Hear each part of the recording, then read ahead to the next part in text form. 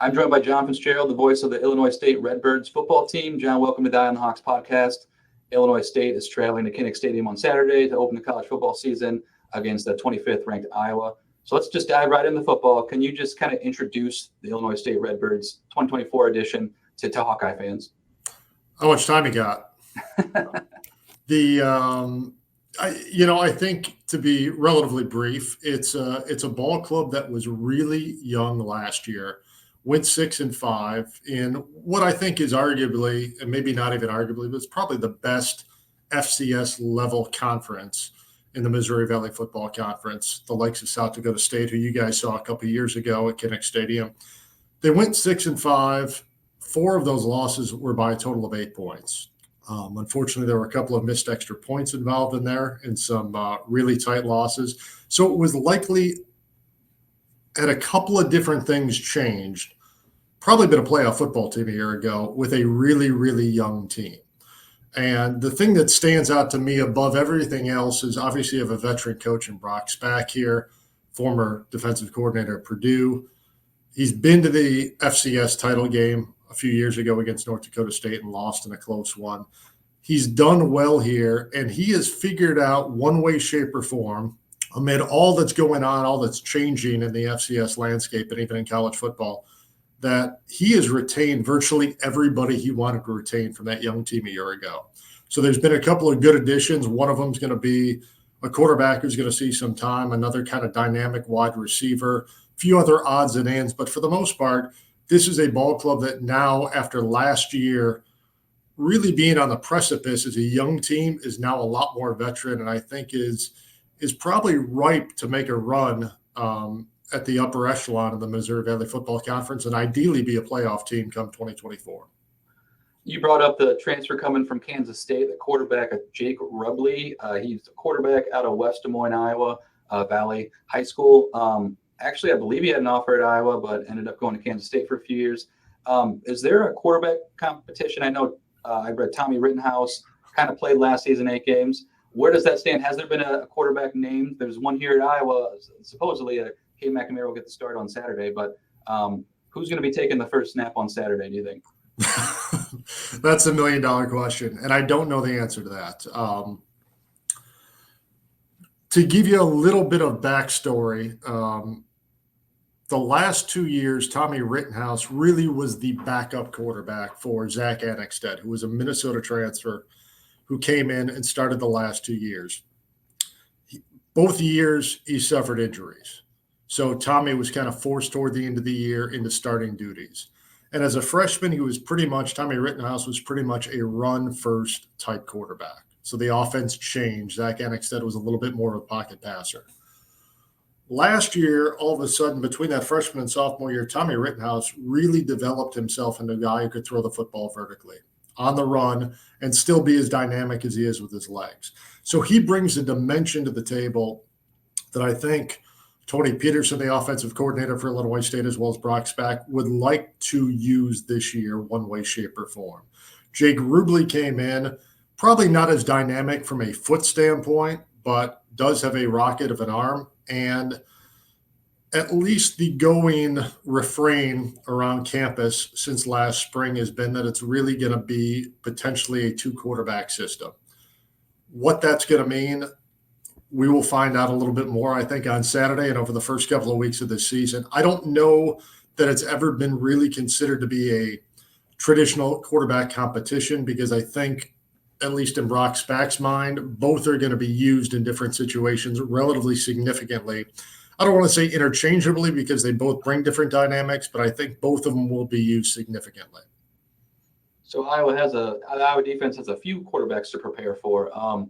And if, from my research, there's a wide receiver and running back, I believe, who have got some preseason honors. Are those the top offensive weapons going on?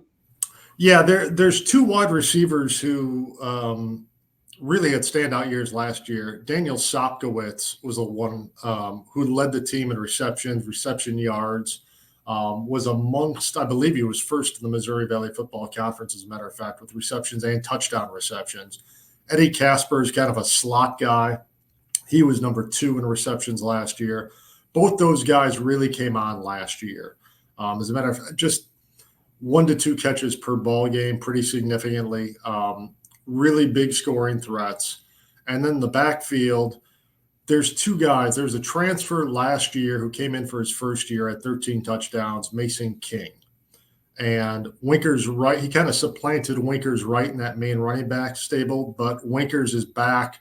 Still will run for 600, 700 yards last year. Winker's right is more of a kind of north-south, bigger running back. Mason King is a little bit more of a razzle-dazzle, can beat you on the end a little bit more. So there's 2 different kind of options coming out of the backfield, but it's a ball club that's really balanced with Tony Peterson.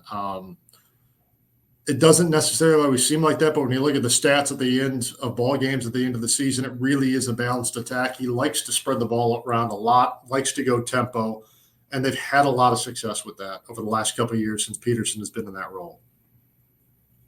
So let's switch things up to the defensive side of the ball.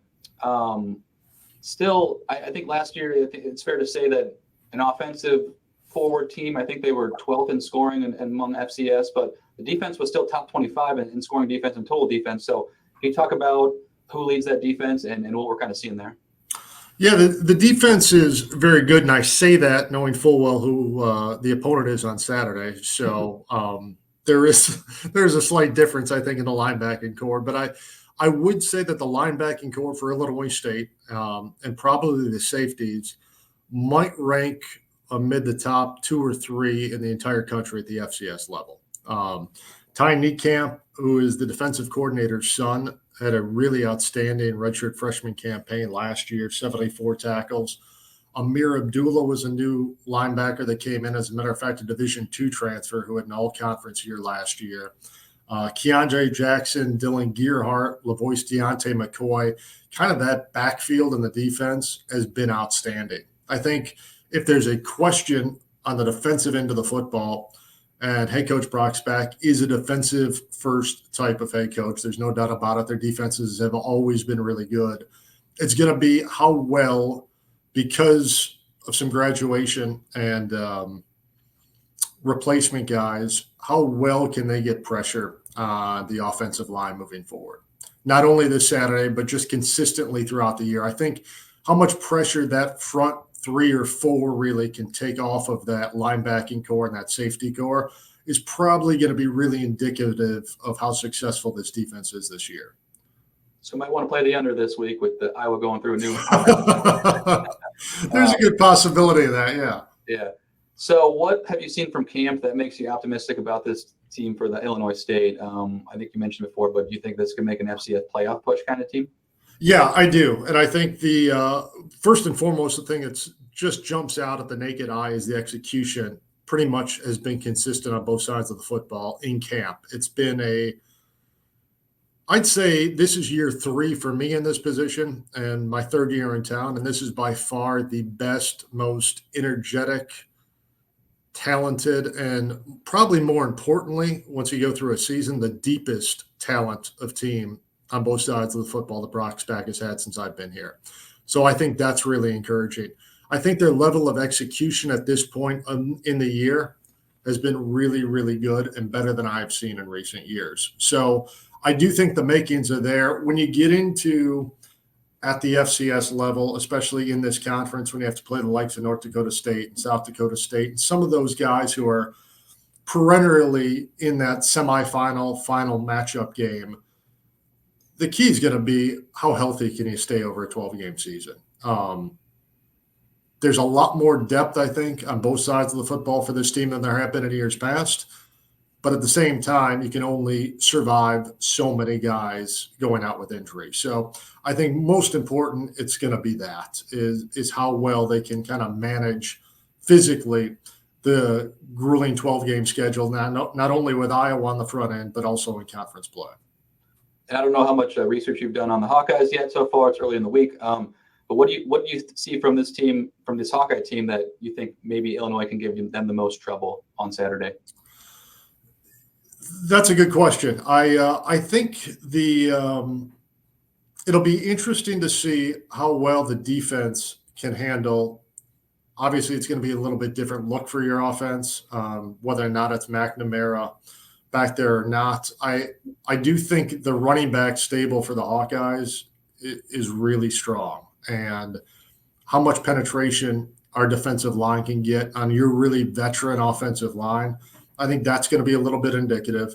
I am interested to see how the 2 quarterback system with kind of a run pass option guy and somebody who's a little bit more of a drop back guy, how that plays against the defense and maybe stretches the defense. I don't think there's a whole lot of holes in the Hawkeye defense, but it'll be interesting to see because this is by far going to be the most difficult defense that the Redbirds are going to face this year. So if they can come out of this feeling pretty good about some of the things that took place, then I think it's going to show that it could be a really successful year here in Normal. Well, John, it was nice talking to you. Thanks again for chatting ball with us a little bit, and safe travels this week to Iowa City. Mike, I appreciate the time. Thanks so much.